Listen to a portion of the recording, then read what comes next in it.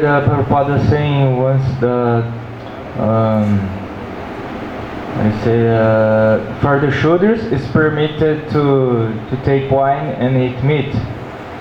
So, do you think it's possible to have Shudras in the movement, like wearing tilaka and sikas, or just a movement for Brahmanas?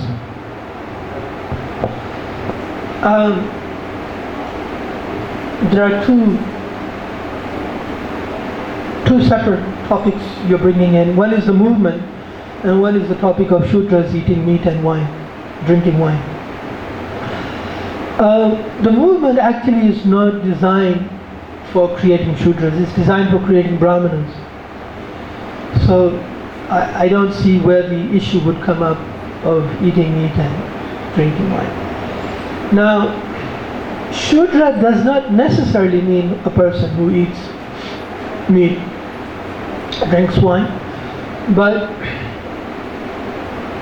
if there's a class within the Varnashram system who do, then that is the class, because mode of ignorance is prevalent. But that does not mean to say every Shudra would drink wine and eat meat. But if there is any section of society that will, it will be the Shudras, amongst the Shudras. Is that okay? Yeah. Then pass it on to Mataji.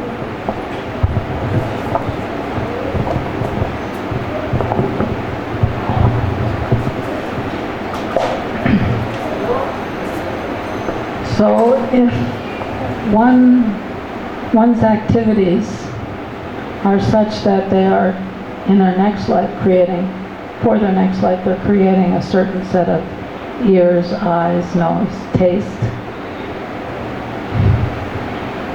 then aren't they being born hardwired in a certain way? A certain proclivity. Yes. So if it's by guna and karma, but not by birth, so how do we resolve that? Yeah. When you are born in a species other than human, you are what you are by birth. But in the human body, it is not necessarily so. Because the criteria is, Prabhupada gave the example, here's Mr. Goldsmith, his son cannot claim to be a lawyer. He'll have to qualify and then practice. Then he can be a lawyer. So, but he has to have a certain nature also. beg your pardon? He'd have to have a certain proclivity, a certain nature. So he already has.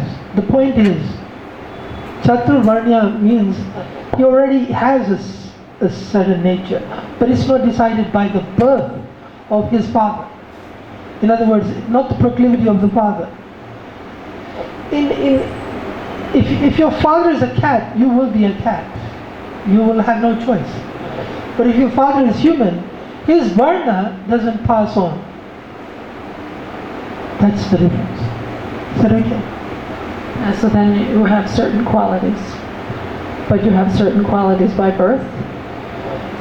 Your birth, not his qualities. All right. That's the point. They're inherent with you, your birth. Okay. So that's why it means that the qualification is not by birth, means Not your father's. not your father's birth. Right. Okay. That's what it means. But yes, you're right. By birth, you have a certain quality, and you will even have certain activity, even by birth. And you have certain productive karma you can't shake. Yeah. Well, human means unlike the animal that you can. Otherwise, human has a meaningless term. There are certain. There are 400,000 human species. It's an interesting question, by the way. That means it's more than one human. And so some of them are, even though human, they have no karma. They have no karma, there's no sin, there's no piety. They don't go to heaven, hell. They're like the animals. They can do no wrong and no right. So they're called the uncivilized. They can't participate in the Varna ashram system. But if you have intelligence and can consider right and wrong and make choices, then you have the power to change your prarabdha karma. They don't. I have another question. Yeah, you're welcome. All right, now, according to the verse, the last line, you should know that I am yet the non-doer being unchangeable. So, I get the unchangeable part in relation to the Supreme Lord. But if He's actually created everything, how could we say non-doer? Yeah, okay, so good. I like your persistence because it's clarifying. First in the verse it says kartara, and then it says akartara. Kartaram api. Even though I am the doer, I am yet not the doer. So what does that mean? It's almost like saying both things, day and night. Okay, but in Sanskrit it's a certain way of saying something. Now what Krishna is saying here, when you say I'm the doer, of course he's the doer, otherwise he wouldn't say kartara. He's the doer. But doing has a certain definition. So he's saying, even though I've actually done it, the definition doesn't apply. Which is what? Like I gave the example, when you're creating something, you're liable if it's not safe by design. Not because somebody misused it, but it was faulty by design. So Krishna is saying, I am therefore not the doer. I'm not liable. And it's a language, it's a way of saying it in those who understand Sanskrit, they understand. I'm the creator, but I'm not liable. Now I know why Prabhupada didn't use the word liable. I can tell you that even. Because Prabhupada was fighting a war against people who were changing the words of the Gita. And he wanted Bhagavad Gita as it is. So he kept to as it is. I am the doer, yet I am not the doer. So, but if you have to explain it and understand it, what it really means is, yes, I'm the doer, but what would normally apply to a doer doesn't apply to me. Does that make sense? Actually, this verse is one of those which needs a number of sessions to go each point carefully, meticulously, because it does cover a lot. And you will find it'll come up again and again and again in your devotional life, especially if you're preaching, especially if you're trying to apply Bhagavad Gita to your own life. What Varna do I belong to? How do I understand? It's a bit like that momentous thing Brahmananda Prabhu explained. Who am I? Now once you know your soul, this is the next big thing. What's my Varna? Do you know how many people have asked me, Prabhuji, I want to know. I don't know. Everyone, almost I have come across, doesn't know. I'm purposely saying, read this. This is the answer. Krishna is addressing it. Not me, Krishna is addressing. He thinks it's very important. And so that's this one verse. There's the verses before and the verses after. They all have a lot to say. Thank you. Are there any? You had a question? Yeah. Thanks, Frank. I'm just a bit unclear about elevation. About? Elevation. You said that if we can identify our nature and follow the directions accordingly, we can elevate. Yes. So, from animal life. From animal life. Right. Beg your pardon? No, he's just about to. Yeah. I'm a bit uncertain, a bit unclear, because I thought you was I thought you were suggesting that if I identified myself as a Sudra and I followed the directions, I could promote myself in this life to a Brahmana. No, Is that the goal? no. Right. The goal is to become a devotee. But Prabhupada gives the example of a Brahmana as the closest person to becoming a devotee, because he has a prominent degree of motive of goodness, which is conducive for being a devotee. But if you follow the Varna ashram system properly as applies to Shudra, you can become a devotee. You can become a devotee.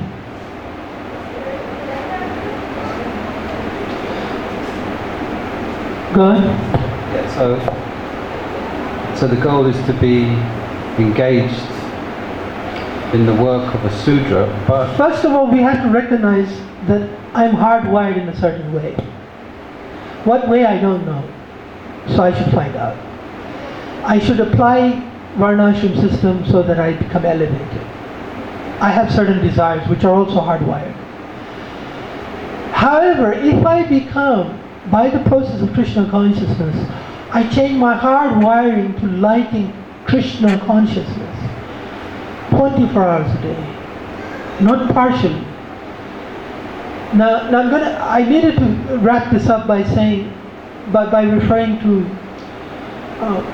Shyam Sundar Prabhu's article recently about Daivi Varnashram he put out on dandavats.com, that Prabhupada wanted to institute for this movement because everyone was falling down, meaning they were not able to take up Krishna consciousness fully. Their hardwiring was still imposing itself upon them.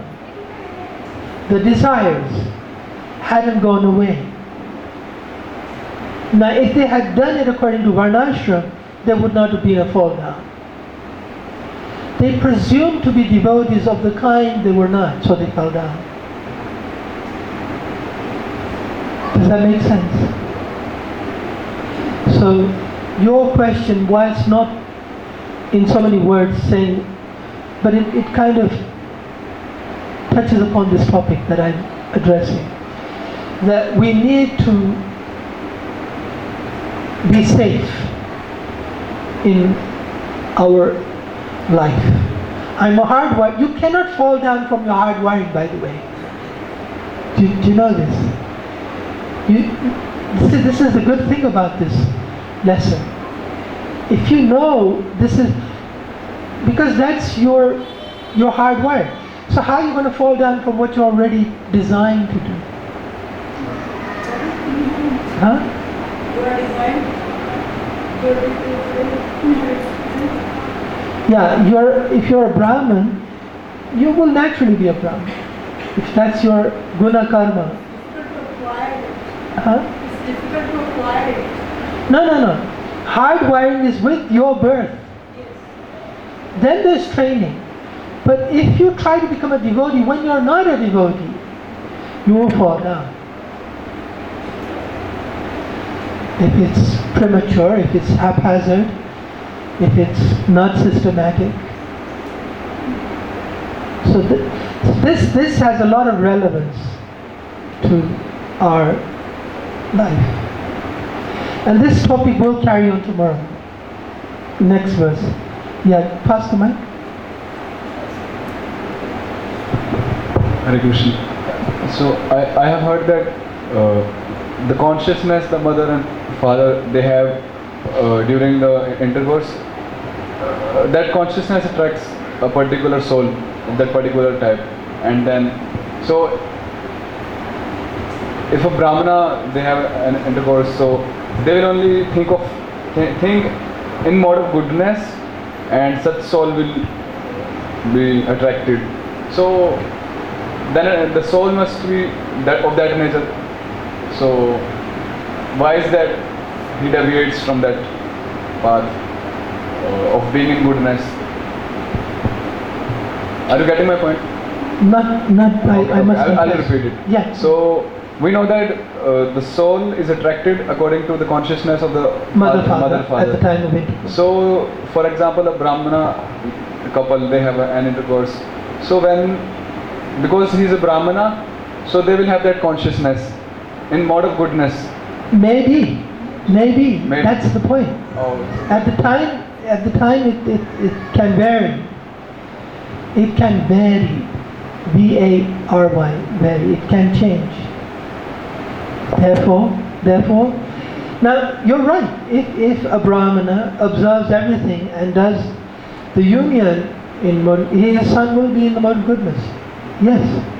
But because there is a variance element, we find, even Lord Rishabdev's, some sons became the Navayogendras, some means not just Brahmanas, Paramahansas, and the others were Kshatriyas. So, the Supreme Personality recorded different kinds of Varna sons. So, I have another question that can one ashram is to elevate. So, is that elevation in one life or One life. one life from down to up? See, it's a practical mechanism. It's not a futuristic. It's for here and now benefit. This elevation directly. He will be elevated in this life. Varna ashram is a system that elevates him in this life. Elevate to what? Huh? No, but he doesn't necessarily change his category, if that's what you're referring to. But he becomes elevated. Just like Vidura was considered a Shudra, but Shudra in name only. Really, Elevated to back to the home. topmost platform. That's what Prabhupada said. Mami Partha Vyapashita, Yepi Papa Yoni. Those who take shelter from me, even if they be low-born, they can attain the highest. Did you remember the quotation? So, does it mean that some forces, external forces of environment and such things? Look, this Varnashram system is a system of culture, of taking something from this status, from this state to a higher state. And Krishna is saying he can go to the highest state, highest, which is spiritual world. So how high a state is how intelligent you are to take advantage of the Varnashram system. So whilst everyone denigrates the Varnashram system in the name of caste system, actually it's mercy of the Lord for us. Yeah. It's strange. In Kali Yuga, the mercy is portrayed in the wrong way. People blaspheme against it. Even devotees. Oh, Varnashram. Oh. Lord Chaitanya said, Eho Bhaya. Lord Chaitanya said, if you can say Eho Bhaya by being elevated in Krishna consciousness, very good. But if you are not elevated, just parroting Eho Bhaya is not going to make it go away. Your hardwiring. It's Eho Bhaya to the pure spirit soul, but right now you're not pure spirit soul. Therefore, it's very relevant. Does that make sense? And I just want to consider some persons, like the recent PM, he was a tea seller and then a Shudra and now a Kshatriya. And so, was he a Shudra under some... No, they're not, that's not Varna, by the way. Just opposed, some kind of... That's Varna ashram just like a businessman is not a Vaishya. He might be selling cow's meat. Vaishya is Shri Gauraksha Vanija. That's just a demon. There's no... Demons don't come in the Varna ashram. They're in the 16th chapter of the Gita. I send them to hell, Krishna says. You know, not once, he says again and again I send them. That's a different topic. You don't, this is the kind of, like, these are practically all devotees. All devotees. This Varnashram would be something devotees would have to take advantage of. And what is the importance of farming in Varnashrama? Means, First of all, the person is predisposed. And as a social body, you need farming. How are you going to eat? Even if it is chili or without chili, you need somebody farming. So, very practical. Krishna is very, very good. Very good. Really good. He has thought of everything. The Brahmana is the head, the Kshatriya is the arms, the Vaishya the belly, and the Shudra the legs. And therefore the social body works. Very good. And it does work. Okay. Any other last? Okay. Granth Raj Srimad Bhagavad Gita ki jai, Srila Prabhupada ki jai.